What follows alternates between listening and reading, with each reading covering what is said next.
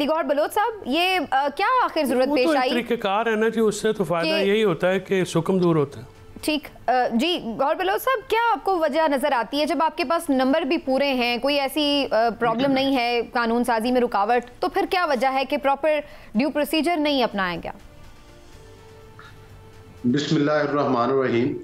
देखें, आपने बिल्कुल बजा फरमाया कि ऑर्डिनेंस जो है, जब हम लोग खुद ऑपोजिशन में थे तो हम भी इस बात पर तनकीद करते थे कि ऑर्डिनेंस नहीं होने की चाहिए। ऑर्डिनेंस उस असम्बली में भी बहुत ज़्यादा आया करते थे, लेकिन जैसा कि इसकी मेरी नज़र में 2-3 वजूहात हैं। बुनियादी तौर पर तो बात यह है कि अभी तक असम्बली के अंदर कायमा कमेटीज़ जो हैं वो नहीं बनी हैं, और जाहिर है कि अभी हुकूमतें तश्कील पा चुकी हैं और अगला मरहला जो है उसमें कायमा कमेटीज़ बनेगी, तो जाहिर है कि जो भी लेजिस्लेशन है वो कायमा कमेटीज़ में जाएगी, असम्बली के अंदर उसमें डिबेट होगी और कायमा कमेटीज़ के अंदर उसके ऊपर डिबेट होगी, और उसके बाद एक प्रोसीजर पूरा अडॉप्ट किया जाएगा और उसके बाद जो है वो लेजिस्लेशन होगी।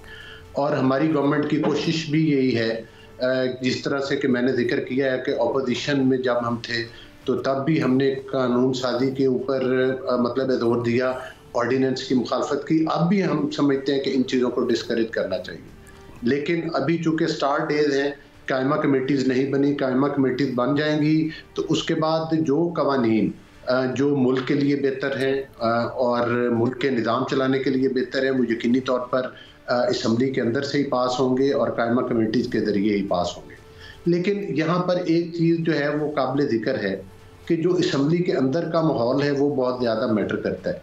देखिए, सिर्फ ये नहीं है कि असम्बली के अंदर तो सर वैसे अलीगौर बलोच साहब, हुकूमत ही पे ज़्यादातर जिम्मेदारी इस सिलसिले में आयद होती है। सबकी मुत्तफ़िक़ा राय है कि ये हुकूमत ही होती है जो कि बेहतर करने में कोई अहम किरदार अदा कर सकती है, माहौल बेहतर करने में। तो इस सिलसिले में आप अगर ऑपोजिशन के साथ कुछ उन्हें इंगेज करें, कुछ उन्हें बताएं तो सही कि आप क्या कानून साजी करने जा रहे हैं, कुछ उनके साथ इंगेजमेंट करें तो शायद उससे आगे कुछ सूरत हाल बेहतर हो। देखिए, आपने ठीक कहा है, लेकिन आपने देखा कि जो असम्बली के अंदर का इस वक्त स्टार्ट से ही माहौल नज़र आ रहा है, जिस तरह से आपने देखा कि असम्बली के अंदर बूट लहराए जाते हैं, गालियां दी जाती हैं और जिस तरह के नारे लगाए जाते हैं, हत्ता कि आपने देखा कि पाकिस्तान की तारीख में पहली दफ़ा हुआ कि हाउस के अंदर बैठकर जो है वो सिगरेट के कश भी लगाए गए। मैं खुद भी स्मोकिंग करता हूँ, लेकिन हर जगह का एक डेकोरम होता है और मैं समझता हूँ कि उस डेकोरम को ज़रूर मलूदे खातिर रखना चाहिए। अगर तो हम असम्बली, मेरा ख्याल है कि अपोजिशन भी इस वक्त इन बातों में संजीदा नहीं है, वो कानून साजी की बजाय एहतजाज और जो हुल्लड़बाजी है उसको ज़्यादा तरजीह दे रही। तो अगर उनको भी चाहिए कि अगर वो कानून साजी के ऊपर अपनी एफर्ट पुट करना चाहते हैं और उसके ऊपर डिबेट करना चाहते हैं, तो उस माहौल को साजगार बनाने के लिए उनको अली गौहर साहब, इसमें कोई शक नहीं कि अपोजिशन पे भी जिम्मेदारी आयद होती है, लेकिन हुकूमत पे ज़्यादा जिम्मेदारी आयद होती है। तो क्या आप ये समझते हैं कि हुकूमत को ज़्यादा जिम्मेदारी का एहसास करते हुए कोई कमेटी बनानी चाहिए, अपोजिशन को एतमाद में लेना चाहिए, या अपोजिशन के साथ मिल बैठ के इस तरह के मामला तय करने चाहिए कि जिससे हाउस जो है प्रॉपर अंदाज में चल सके?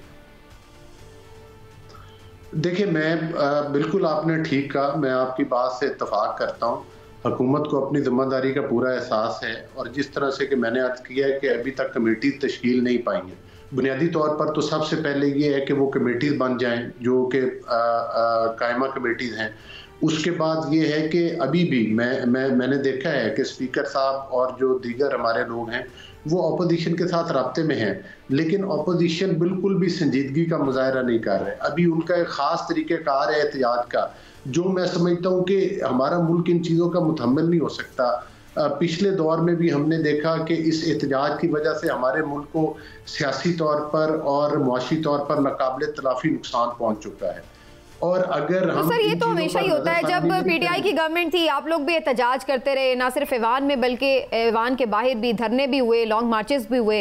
लेकिन यहाँ पर तो अब हमें उल्टा नज़र आ रहा है कि अगर अपोजिशन की तरफ से कोई एहतजाज करने की कोशिश की जाती है तो वो भी उन्हें नहीं करने दिया जाता, रोड के ऊपर भी और हर जगह गिरफ्तारियाँ, और ये सब फिर हम देखते हैं लाठी चार्ज शुरू हो जाता है और इस तरह के मनाजिर। तो ये भी तो उनका राइट है एहतजाज करना। इससे घबराहट किस बात की है? क्या आप लोगों को ये महसूस होता है कि आप लोगों की हुकूमत कोई कमज़ोर हुकूमत है और आप लोग शायद इसको नहीं चला पाएंगे? क्योंकि ये बहुत आपके अपने PMLN के लोग भी कह रहे हैं कि ये एक वीक गवर्नमेंट है। देखिए, मैं नहीं समझता कि हुकूमत कमज़ोर हुकूमत है, और जो नंबर हैं हुकूमत के पास असम्बली के अंदर वो काफ़ी हद तक वो मुनासिब हैं। और दूसरी बात यह है कि हमने तो वो माहौल, मैं भी उस असम्बली का हिस्सा रहा हूँ, जब 15-15 मिनट के अंदर 15-15 कवानीन जो थे वो असम्बली का प्रोसीजर जो है उसको बिल्डोज करके मंजूर करवाए जाते थे, और उनको पढ़ के सुनाया जाना भी मतलब है कि वो एक जो प्रोसीजर होता है कि उसके ऊपर डिबेट भी नहीं करवाई जाती थी, और बस पास है के नारे लगा दिए जाते थे। और फिर साथ ही साथ इसके बावजूद हम उन लेजिस्लेशन में प्रॉपर हिस्सा लेते थे, हम उनमें उनको चैलेंज करते थे, हम वहां पर वोटिंग करवाते थे। लेकिन इस वक्त की अपोजिशन का रवैया तो बिल्कुल मुख्तलिफ है। मैं समझता हूं कि लेजिस्लेशन के बारे में संजीदा होना, अपोजिशन ने तो उसको अगर इतराज है तो अपोजिशन नहीं, आपकी तो अपनी इत्तेहादी हुकूमत भी इस तरह के पैटर्न के ऊपर जो है वो मुतमईन दिखाई नहीं दे रही। लेकिन जी गौर बलोच साहब, इसके ऊपर बहुत ज़्यादा इतराज़ात हुए हैं, और इस पर सिर्फ यही नहीं कि PTI ने किए हैं बल्कि इंडिपेंडेंट जर्नलिस्ट भी और हर कोई इसके ऊपर ये बात कर रहा था, लॉयर कम्युनिटी भी, कि ये तो किसी तौर दुरुस्त बात नहीं है कि पाबंदी लगा दी जाए मुलाकातों के हवाले से। और आज हमने देखा अदालत में भी इसके ऊपर काफ़ी खिंचाई हुई है। उन्होंने कहा कि फिर क्या, अगर अदालतों में दहशतगर्दी का खतरा हो तो अदालतें भी बंद कर दें। तो बंद करना, मुलाकातों पे पाबंदी लगाना, ये तो कोई हल नहीं होता। आपका काम है सिक्योरिटी प्रोवाइड करें। क्या इसके पीछे यही लॉजिक है कि जानबूझ के खान साहब को आइसोलेट किया जा रहा है कि वो फैसला साजी ना कर सकें, फैसलों में मुशावरत उनकी शामिल ना हो? नहीं, ऐसी बात हरगिज नहीं है। असल में मैं इस बात से तो 100% इत्तेफाक तो नहीं करता। देखिए, गुजारिश ये है कि जिस वक्त आपको जेल के अंदर जिम भी मैसर हो, जिस वक्त आपकी वॉक के लिए ख़ास तौर पर आपको जगह दी गई हो, और ख़ास तौर पर खुराक के लिए आपका अपना एक मेन्यू आता हो कि ये चीजें देसी मुर्गे और तमाम चीजें, तो क्या डिस्कस करें? ये तो आप लोगों की भी जो लीडर्स थे उनकी जेलें भी ऐसी ही थी ना, वो तो सबको मिलती हैं। मैं वही कह रही हूँ, इस पे क्या डिस्कस करें? सर, उन्हें भी ऐसी बहुत कुछ मिलता था, उनके इंटरव्यूज भी होते रहे जेलों में। आगे बढ़े जी। नहीं, अगर देखिए, बात ये है कि मैं ये नहीं कहता कि हम कोई उस चीज का बदला ले रहे हैं। देखें, एक मुसलसल मुलाकातों का एक तांता बंधा हुआ है खान साहब का, और जहां तक वो कोई पाबंदी लगी थी वो कोई सेफ्टी मेजर्स थे। जाहिर है कि कुछ रिपोर्ट्स ऐसी आई थी जिनके लिए ज़रूरी था कि उन मतलब सिक्योरिटी के और सेफ्टी मेजर्स को पूरा किया जाता, उसके लिए वक्ती तौर पर किया गया। लेकिन उससे पहले तो इनके तमाम जितनी भी लीडरशिप है वो तमाम उनके साथ मुलाकातों के लिए जा रही थी, और अब भी मेरे ख्याल है जा रही है। वो पाबंदी भी मतलब है कि वो 15-20 दिन की, वो खैर नहीं, अदालत ने ऑर्डर दिए हैं और उसके मुताबिक मुलाकातें भी अब शुरू होगी और हो जाएंगी। लेकिन यहाँ पर तो आप राना सनाउल्लाह साहब से पूछे ना कि किस तरह से वो काल कोठड़ियां होती हैं, जिस तरह से उनको रखा गया था।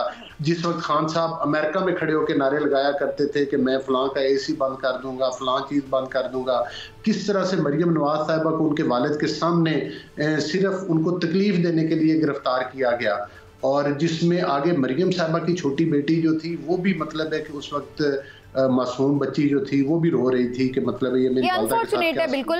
लेकिन सर ये चीजें अभी भी खत्म कहाँ हुई हैं? अभी भी हमने देखा है कि बुशरा बीबी साहिबा को भी बहुत कुछ फेस करना पड़ा है अदालत से, जिस तरह की उनके साथ क्वेश्चनिंग हुई है, जो कुछ भी, तो ये सब भी अपनी जगह है। लेकिन बहरहाल अब इस वक्त सर हम इस बात को थोड़ा सा आगे मुझे लेके जाने दें, क्योंकि अगर हम बीबी साहिबा तो इस वक्त भी सजा होने के बावजूद आपको पता तो आप लोगों ने रखा हुआ है, वो तो कह रही हैं अडयाला में रखे, वो तो कह रही हैं, वो तो कोर्ट तक गई हुई हैं, अपनी मर्जी से आप लोगों ने रखा हुआ है ना।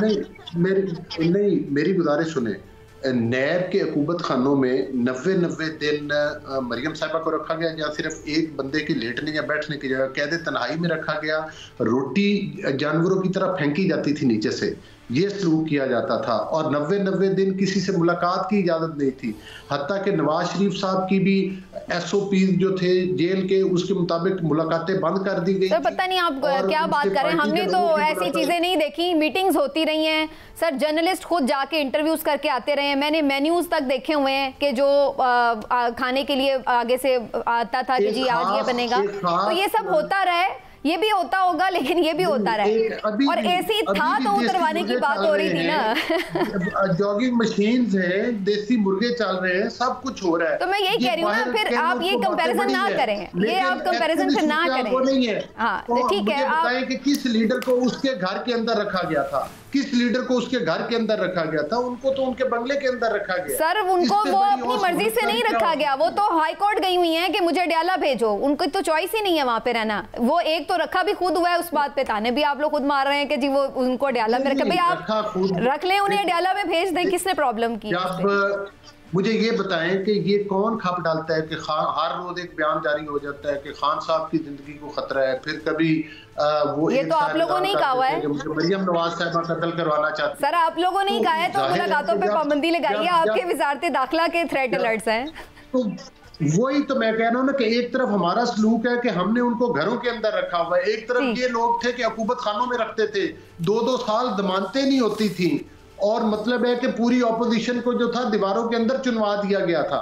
और लेकिन सर अब तो पूरी आप लोगों ने ऑपोजिशन चुनवाई हुई है अच्छी खासी। चलिए अब इसके ऊपर मैं ये कह रही हूँ कि इस बात से आगे निकल जाते हैं, क्योंकि इसमें बात वहीं आ जाती है, अगर आप लोगों के साथ जुल्म ज्यादती हुई है तो इधर भी अभी कमी नहीं रह गई, इधर भी उससे शायद ज्यादा ही हुआ हो, कम तो नजर नहीं आ रहा। तो बहरहाल इसको क्या हमने टिट फॉर टैट ही रखना है, ये भी एक अलग सवाल है कि अगर एक के साथ ज्यादती हो तो क्या दूसरे के साथ उतनी ज्यादती करके ही बात बनेगी, या आगे कुछ बेहतरी की तरफ भी जाना चाहिए।